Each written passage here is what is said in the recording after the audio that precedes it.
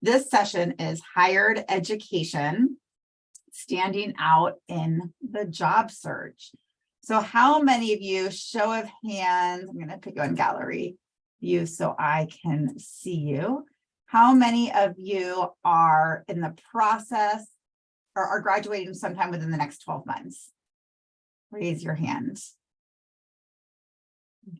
How many of you plan to search for a job or a new job within the next year or 2 years? Yeah, perfect. How many of you are going to probably search for a job again at some point in your life?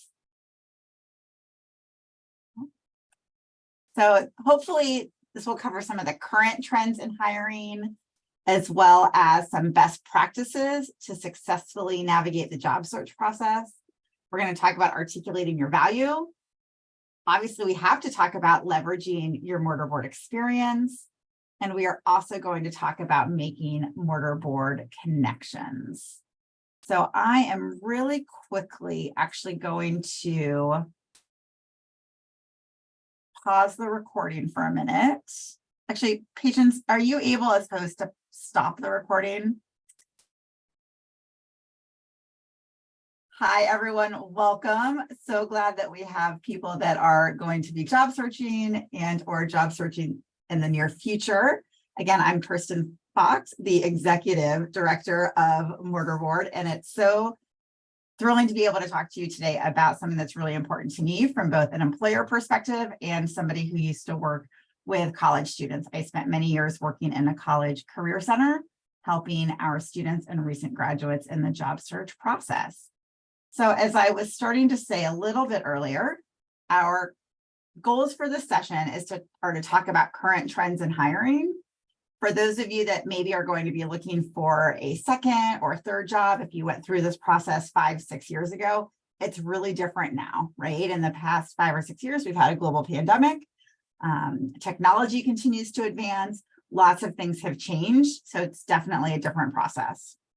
We will also talk about some best practices to successfully navigate the job search process, right? Technology is great, but now you see jobs being posted everywhere. How do you even know where to begin? Really important in the process is how you best articulate your value, right? Why are you the best candidate for that job? So we want to make sure we talk through that. And specifically in terms of how you leverage your mortarboard experience, right? You're all here because you are mortarboard members chosen for excellence in scholarship, leadership, service, and you're a leader amongst leaders and you've got excellent academics. So how do you continue to leverage your mortarboard experience, not only with what you've already accomplished, but also the mortarboard connections? So how do you make those mortarboard connections to also help you in the job search process? So I want everybody to think back to when they were 5-6 years old and maybe throw in the chat or say out loud, what did you want to be when you grew up? So how many of you, first of all, raise a show of hands, how many of you were asked the question probably in the first 10 years of your life, you can remember back to your childhood, what do you want to be when you grow up? Right? Or how many times do you hear others asking little kids, what do you want to be when you grow up? Yeah. So how did you answer when people said, what do you want to be when you grow up? When you were a child, what might you have said? Astronaut? A spy? Ooh, I like that. Engineer? Oh, a ballerina? A vet? So I'm going to maybe pick on a couple of people. Hannah, are you trying to join the CIA for your next job? It's still it's an option that's open to go into intelligence, but well, how about that? I like that you're actually stuck with it. And then I'm going to ask RJ the same thing. Are you still hoping to be an astronaut? I'd love to apply, and I'm studying that field, so potentially, yeah. That is great. And I know Wilson's a computer engineer, so a cosmetic chemist. So there's some great opportunities in here. I know at least Patience is currently not a practicing lawyer. So I have to tell you, you guys are kind of ruining a little bit of my presentation here, because usually I ask this question and 90% of the time people say things that they then have no interest at this point of their life in continuing to pursue. But of course, being mortarboards, you are extraordinary beings. And so it only makes sense that you set your goals early in life and you have continued to pursue them. But I say that with a caveat. A lot of people do not do what they say they're going to be when they are asked as a child what they want to be when they grow up. Then you're in college, high school, and this may stay more similar, but you'll probably get asked a lot when you're looking in the college search process. So what do you want to do after college, right? Or you're in your first semester of your first year and you come home and you're just trying to figure out, who am I going to sit next to in my classes next semester? Okay, what student organization might I join? I thought I was going to, be on the track team, but I've decided not to be an athlete, yet alone what you're going to do with your entire life after college, right? Then you graduate from college and you go to your first job interview. And often that interview will be, where do you see yourself in 5 years? So the point of this was to kind of think through, we are conditioned from an early age to start thinking about career. What do you want to be when you grow up? What do you want to do after college? Where do you see yourself in 5 years? And I want to make everyone also feel comfortable to say, it's okay if you don't know, and it's okay if it changes, right? So there's a lot of work out there right now. Gallup has done a happiness study. And basically what they found is when people say, what are you looking for in a job? The number one answer that they hear is a job that makes me happy, right? It's not a certain salary. It's not some other condition. It's a job that makes me happy. Okay. So I want everyone to recondition their thinking a little bit to not necessarily think about you have to know exactly what you want to do and stick with it, but instead, what kind of work makes you happy? Because I'll be honest, I'm in a job right now that makes me really happy. I get to work with mortarboards all the time, right? Truly best job. I get to meet outstanding students. I get to work with fantastic national leaders. We have great alumni. I have a great team. It's a really great job. When I was 5 years old, I guarantee you, I did not say I want to be the executive director of mortarboard when I grow up, right? So it's okay when things change. Though I've been in jobs that I know I maybe don't enjoy, but more so, I know what kind of work I do not enjoy. I probably would not do great if I didn't have the opportunity to kind of be creative and solve problems. And that would mean that it isn't always an industry, but it might be a particular type of job that isn't going to be my fit, right? It's also important to think about what characteristics of a company matter most to you, right? So is it a company that you align with their values, right? I'm really lucky. I align with the values of Mortarboard. We were founded with a purpose to advance opportunities for underserved populations, being founded as an all-women's organization. We have continued to retain that value of equity and belonging in our mission. We talk about scholarship and leadership. We have national service, right? Like I can easily align with my company. But then you also have to be in flow. And I don't know if anybody came to Brooke Silveria's presentation last night. I know there were two really good ones at the same time, but she talked about work-life balance. And, our work and life really ever in balance, and more so, when can they be in flow? Because that's important for your work too, right? Do you have flow between work and between life?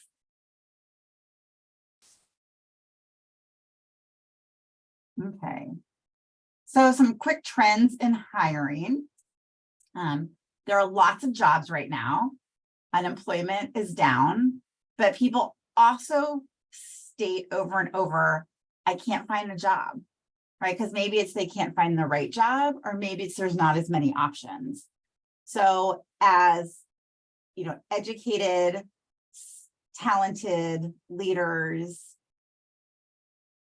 your job options are probably broad, right? who wouldn't want to hire you? You're a mortar board.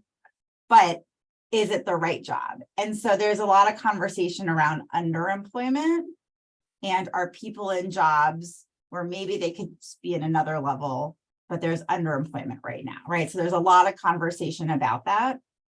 I would say that sometimes people don't apply for a specific position because they feel, well, I have more experience than that.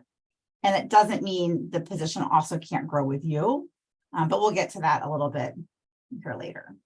There's also higher turnover right now. Again, we hear a lot about, there's the happiness in work, there's work-life balance. I think some of the positives that came out of the pandemic is it gave people some maybe perspective that they didn't have before, time at home, time with loved ones. And so people take more risks to maybe leave a job. In addition, there's a lot more virtual interviews and virtual tours. People are choosing jobs without actually going in office to meet someone. Everyone's gotten to meet Trish on our team. She was hired through a completely virtual process, right? We've met in person now multiple times, but when she interviewed, all of the candidates interviewed remotely. She is a remote employee working 2 states away, right? That's something that's very different than 10 years ago, maybe in this type of field. But that being said, with all the virtual elements, employers are just as nervous.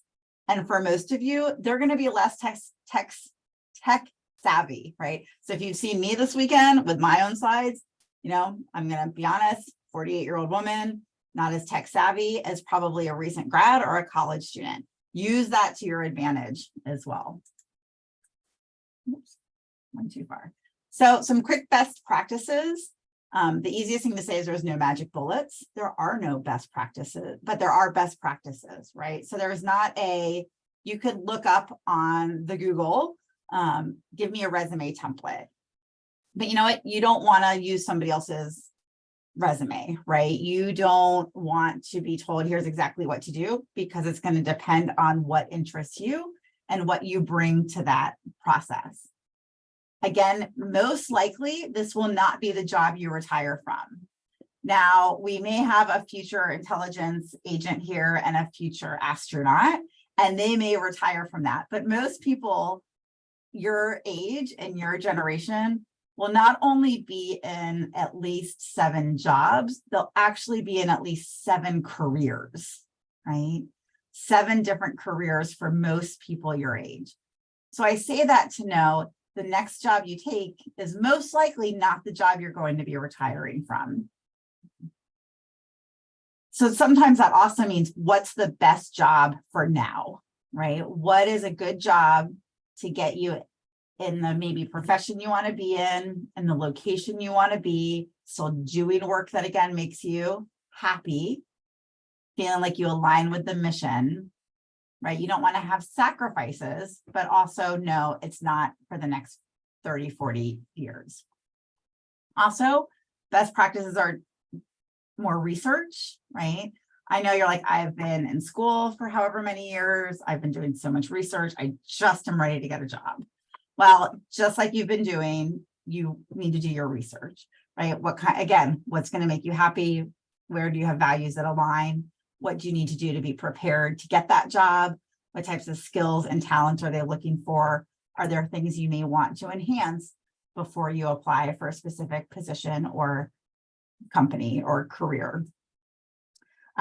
We've talked a lot about social distancing over the past 3 years. You came into college for many of you. Social distancing. You are also people that have always had social networks since you were born. So it's really different, but that also means use it to your advantage. And it doesn't mean use everything. And you're going to know a lot of social networks that I'm not familiar with, but you still want to network and do so virtually and digitally, right? Ask people for an informational interview, somebody here, I can't remember who said they wanted to initially be a vet at one point. Who was that? That was me. Michaela. So, but you're still in the healthcare field, but not a vet, right? But if you were still interested in that, maybe you would say, you know what, I've going to go to my family's vet and I'm just going to say, hey, would I be able to spend 15 minutes asking you about what it's like to be a vet or how you chose to become a vet, right? Again, and I said this in an earlier session, the worst that can happen is they say no, which is the same result as if you don't ask at all. So reach out, ask people, use LinkedIn as a great opportunity to reach out to people. And I'm going to show you a screenshot of the mortarboard page later, but use LinkedIn as an opportunity to reach out to people.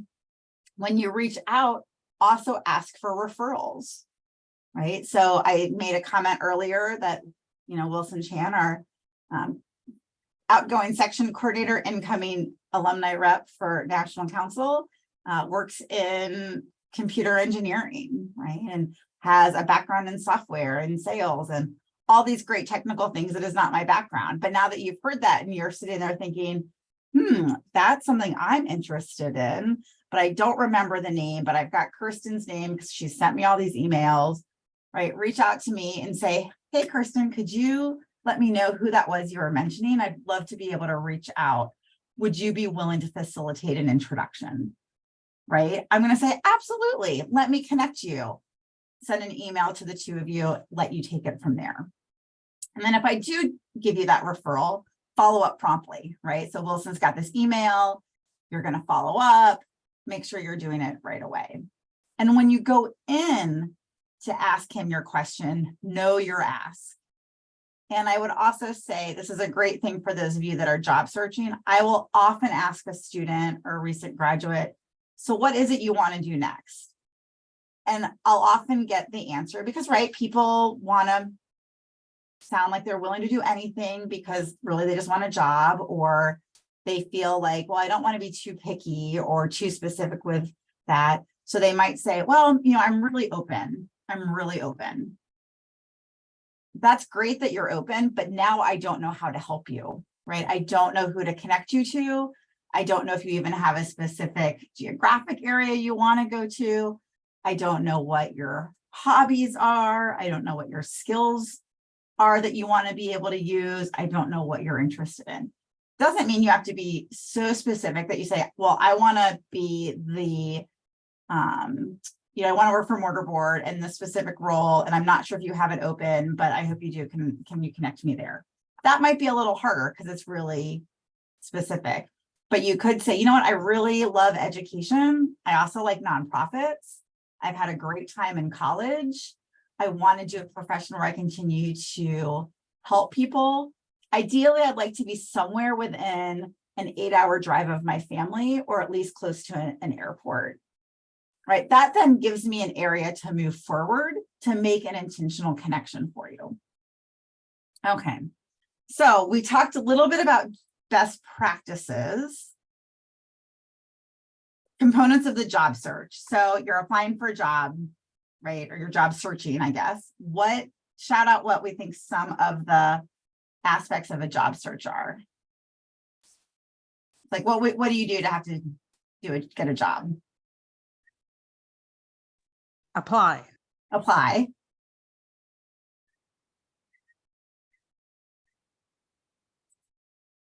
Meet the qualifications, update resume. Yep.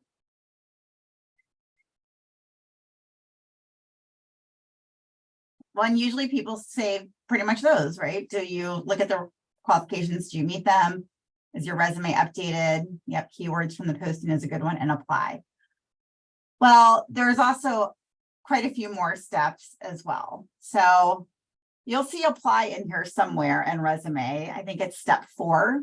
So again, first, you're going to want to do some research. So let's say you want to work for a nonprofit, right? You're going to want to research, okay, what are nonprofits looking for? What are some of the trends in nonprofits? Make sure you know about the industry that you want to apply for.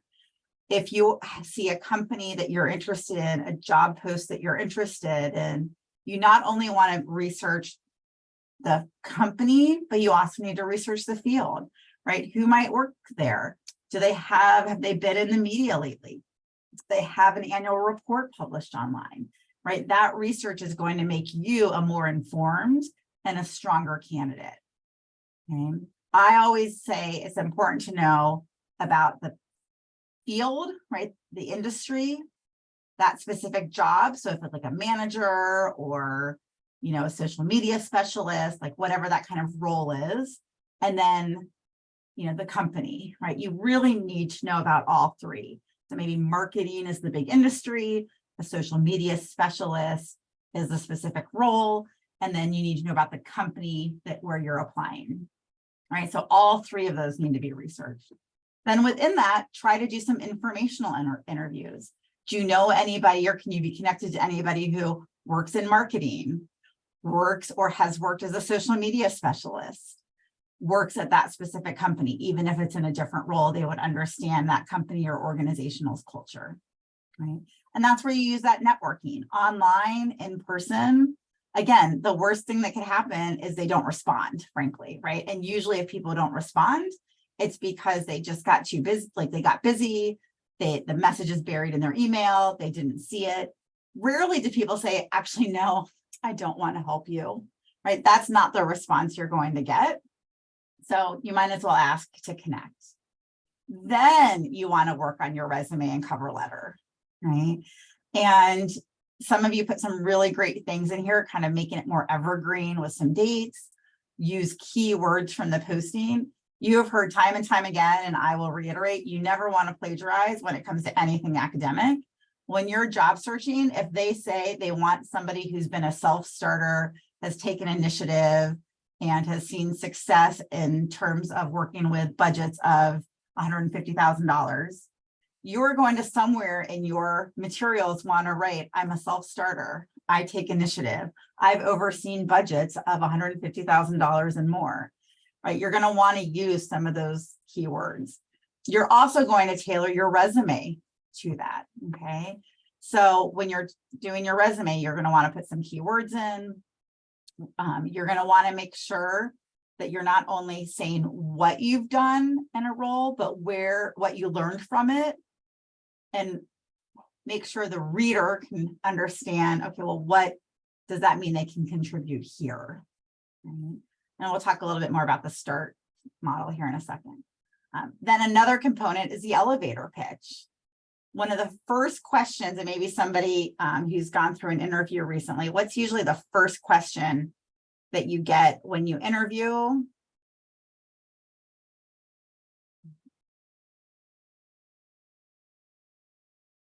Tell me about yourself. That's exactly it. So tell me about yourself, right? That doesn't mean, well, I was born in a small barn in the back of my grandparents' farm in upstate Pennsylvania. That might be interesting, but it's your 2 minutes to say who you are, a little bit about yourself, and connect it to why you're applying for that job. So, yep, I'm graduating from college. I've been at The Ohio State University for the past 4 years after living in Ohio. I'd really like to try to move out of state, which is why I'm really interested in moving to either New York or DC. I see you have offices in both places. I have been interested in marketing ever since I served as the director of marketing for my service organization and campus. I was also our social media specialist for Mortarboard, which is an honor society that I was in based on my scholarship, leadership, and service in college. The time that I was the social media specialist, we went from 5 followers to 5,000 followers, and our applications for membership increased 300%. And I saw your posting, and I think there's a lot I can contribute. And I'm really excited about the fact that you are doing social media specifically for an organization that works with reading, because literacy in K-12 schools is something that is really important to me. Right. So I've now all of a sudden, in less than 90 seconds, talked a little bit about me, some of the skills that I bring, the experiences and the success I've had, why I'm interested in their, company, the role, and everything else. So you want to prepare for that. And then you also want to prepare for the interview, right? You don't want to just show up and be asked questions. So you can probably predict some of the questions that they're going to ask you in some form or another. Usually you get the tell us a time when you had, success, tell us about an area where you could continue to grow, something about why you're interested in the position. One of the hints I always like to give is think of 5 things that you're most proud of. Write them on a note card or a Post-it or in a new note on your iPhone, whatever it might be. And think about those 5 things. They may be unrelated. You don't know what question is going to be asked, but that becomes the example that you give when you get asked a question, right? So it's information you want the interviewers to hear about you and is going to give a lot of information about you. And, I could say, maybe it's right, going back to the social media thing. So maybe one of the things I'm most proud of is I learned, was able to do an entire campaign, kind of like Humans of New York, but it was called Humans of Mortarboard when I was a social media specialist, and interviewed past national leaders and advisors and members from all over the country. And that's something I'm really proud of. So I'm going to want to think about that. And then when somebody asks a question about where I have made, and I see this, who was that? I need to scroll, Wilson and Gail. Yep, exactly. When they say, tell us about something that you've accomplished, I'm like, oh, I want to grab that story. Or where have you made an impact? There's the story ready to go. Okay, so kind of think about your 5 most proud moments. When you are done with the interview, make sure you follow up. And then we're not going to talk about it today just because we don't have time. And any one of these could be an hour session, but negotiation is also really important. I also, Mortarboard has a lot of members who identify as female, and people who identify as female typically do not negotiate as well. So we could do a whole session on imposter syndrome and how to better negotiate to help close the gap. But moving on. So we kind of already went through this, so I'll just go quickly. Best practices, again, where and what. You can also not only look at if you have a dream company, but also what are some of your job responsibilities, and you may need to revise those a little bit, right? Maybe if your goal is really to be a social media specialist, and yes, you'd love to go to New York or DC, maybe there's something in Philadelphia, and that might be okay as well. Or maybe there's an assistant to the marketing manager where you'll also get to do some social media, right? Maybe there's some opportunities for some room for growth. We've already talked a little bit about underemployment, overemployment. You never know just based on a title what exactly the job's going to hold, right? Every company, lots of organizations, one person may call somebody a manager, somebody else calls them a coordinator, somebody else calls them an assistant director. You want to actually look at the responsibilities and the comparables. Okay. I can tell you, as somebody who has hired a lot of people, I'm much more interested in what you've accomplished and what you did in that position successfully than the title that's on your resume. You again want to communicate your why, right? Not just this position, but also the functional area and, the organization or institution and the job. And then you want to customize your why to them. Make sure you assert your interest if it's not clear, right? People get a lot of applications these days. So there could be companies, I don't love this, but I'll be honest, some employers will say, oh, they're not going to want to relocate here, or we really need somebody that's a little bit more local. If you know that your heart is set on moving to Fargo, North Dakota, but you're in North Carolina, they might see that and say, I don't think they really are interested in this job. So make sure you mention that. I don't love that they have to do that because I always say we should never self-select candidates out, but it's still always good to make sure that they know. Also, assess the total benefits package. A lot of people look at jobs and only look at the salary. What's the salary range? It's more than salary, right? Do you have great colleagues? Do you have a benefits package? Do you have retirement benefits? Might they help pay for your graduate school? Is there loan forgiveness? Do they have excellent health care? What is their time off? Could you have a hybrid work schedule? How do they have work-life balance? Do they give you money for professional development? So if you want to continue to grow it as a marketing executive, will they send you to conferences? Right? All of those aspects are part of your job. It's more than just salary. But at the same point, remain true to you. It's okay to have a resistance point. So I'm not saying any of this to say just apply to the job and try to make it work. If it's not something that interests you, it's also okay to have a resistance point. You also don't need to make a decision at the point of application.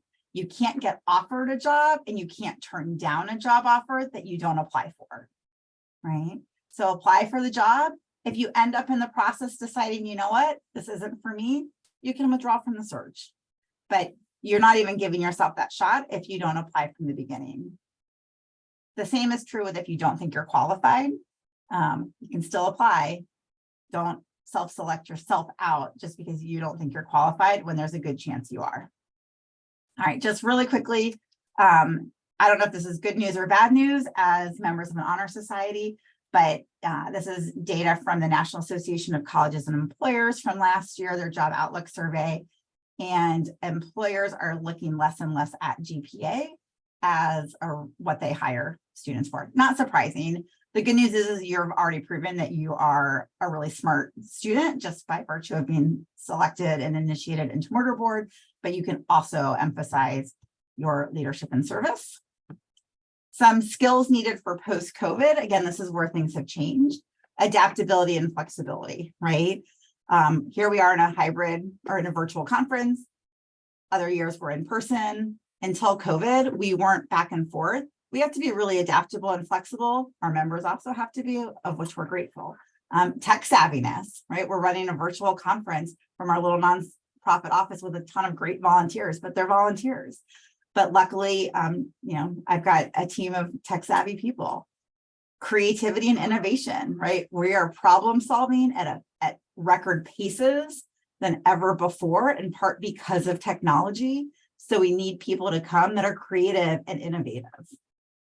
We also need people to be data literate. I loved how Bushra talked about you can show vulnerability through data and understanding the data and sharing the data, right? That data literacy is so important.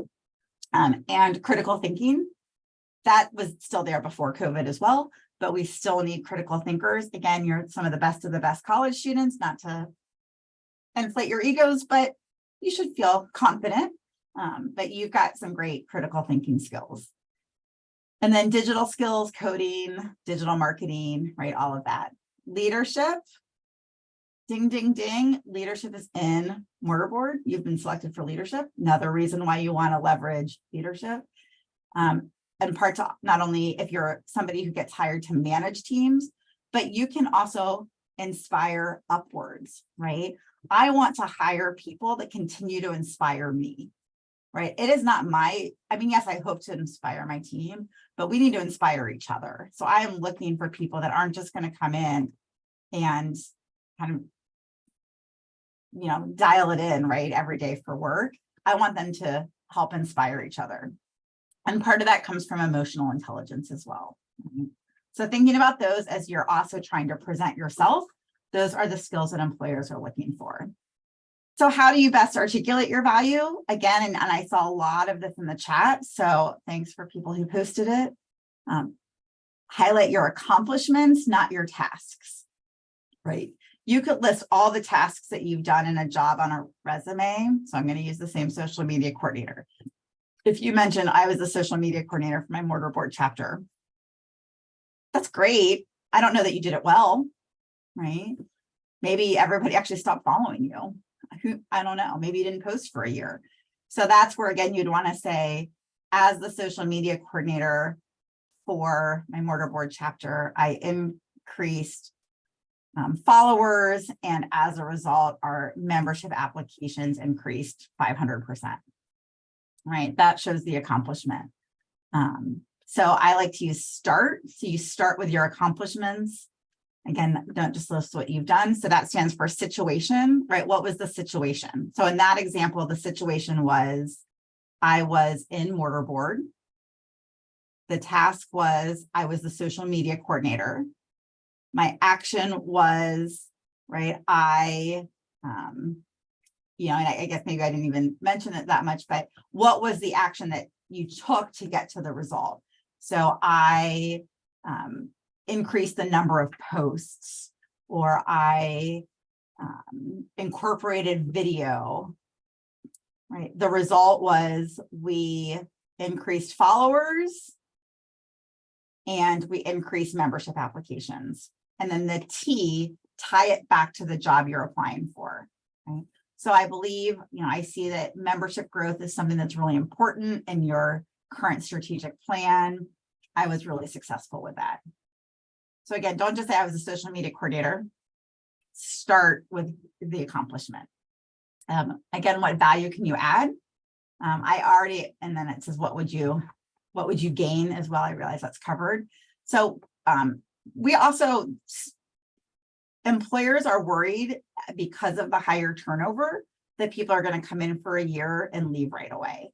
So you not only want to come in and say what you would add, but you can also talk about what you hope to learn, because employers are also looking for you to be invested in the organization and in the job. And then again, I told you, you can be confident. You should absolutely be confident. You just don't want to be conceited. And then that's where you can leverage your mortar board experience. Interviewers love seeing student leaders. So we are almost out of time. So we're going to end with, and we've already talked about a lot of this, but as you are preparing to go into the job search, you know, we've talked a little bit about networking and the importance of networking. I saw that in the chat as well. Put the work in network. If you are a graduating student, everybody's expecting you to potentially search for a job, right? Again, it goes back to that question, oh, what are you going to do next? What are you going to do next? Shout it loud. Tell everybody you know, your friends, your family, your classmates, your colleagues, your college friends, people at mortar board, national conference. Oh yeah, your roommate's Aunt Susan. Everyone has an Aunt Susan, right? Somewhere. You never know who may know somebody that's going to help connect you. I always like to say, you don't have to connect with the person who's doing the job you want to do. You just need to connect with somebody who knows somebody who's doing a job you might want to do, right? You have got all these mortar board members who have been in various circles for many years across the country in all these different industries. I guarantee you, I'm looking at Gail Harrison Corvette in my top left corner. She probably knows someone in almost every industry that's out there, right? Patience has worked at multiple universities and has had so many stellar students that have gone off to various careers across industries. She's going to know people in every type of industry. Those are great people to connect with. We've already talked about kind of then that networking and the know your ask, but definitely shout it from the network. And then I'm just going to skip that. This is just a quick grid. This shows you a little bit from our most recent member needs survey, what field our mortar board members are in. We're not going to go through them because it really isn't. So it doesn't matter as much where they are, but you can just see the pie has a lot of different professions. So our mortar board members are everywhere. And you can see that as well. If you look at LinkedIn, here's just my profile. This is actually a really old screenshot. I'm sure this is older, a lot higher now, but there's 5,500 members in the mortar board LinkedIn group. And you guys are really quick and savvy. I bet you could log in and tell me if that's even how much it's gone up since I last took this screenshot. So you've got at least 5,500 other mortar boards that are there on LinkedIn. So with that, I'm going to stop sharing. I know we don't have a ton of time left, but I did want to see if anybody had some questions.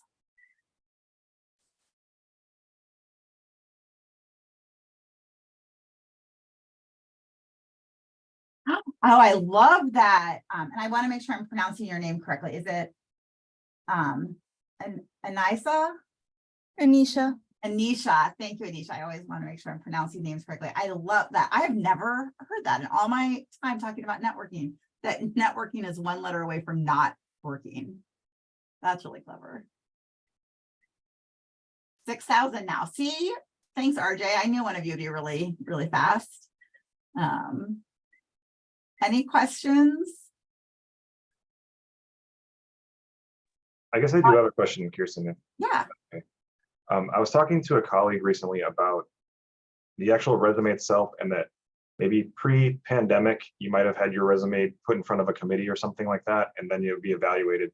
But now it's kind of all through an information system of some sort, where it's going to evaluate your resume before it even gets to the Yep. hands of a human being. And we were talking about like the format of the resume. We already covered like keywords and things like that, but what are your thoughts on all this? Should we be creating individual resumes for every single job that we're applying for and tailoring that specific one? And then how do we know if our resume format is correct? That kind of thing. yeah, that's a great question. And you may not like my answer, because my answer is you should be tailoring every single resume for every job you're applying for. And to your point, RJ, I think so many companies will use some will still have like they may have somebody completely unrelated to the job, but still a human who does the first pass at resumes, but they're not always going to know the ins and outs of every position. They're just going to be looking at what were the posted skills and what's listed on the resume, right? Others are using true like systems where it just goes through basically a scanner and it picks up those keywords to see if you meet the basic requirements. So again, that's where I said you don't want to, plagiarize all through your life. It's a bad thing, but you want to make sure that if they say, here's the qualifications, you're somehow making sure you put that in the resume. In addition, a lot of systems have an online HR system where you have to create an account, and it's going to ask you a lot of information that feels very redundant to your resume.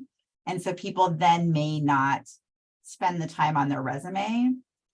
You're going to want to spend the time on both, because that computerized system and or that person who may just work in an HR office is the one who's doing the first set of reviews. But then when it goes to the hiring manager or the search committee, they're going to be looking at your actual resume that you submitted. So you're definitely going to want to spend time on both. I also caution people, try not to make it too fancy unless it's a design job.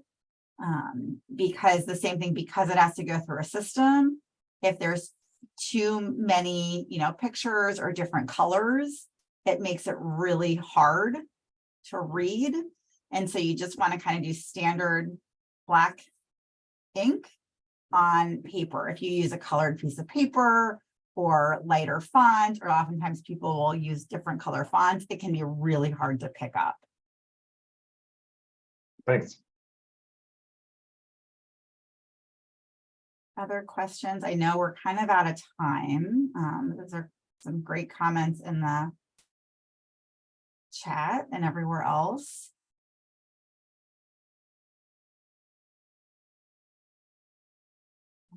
All right.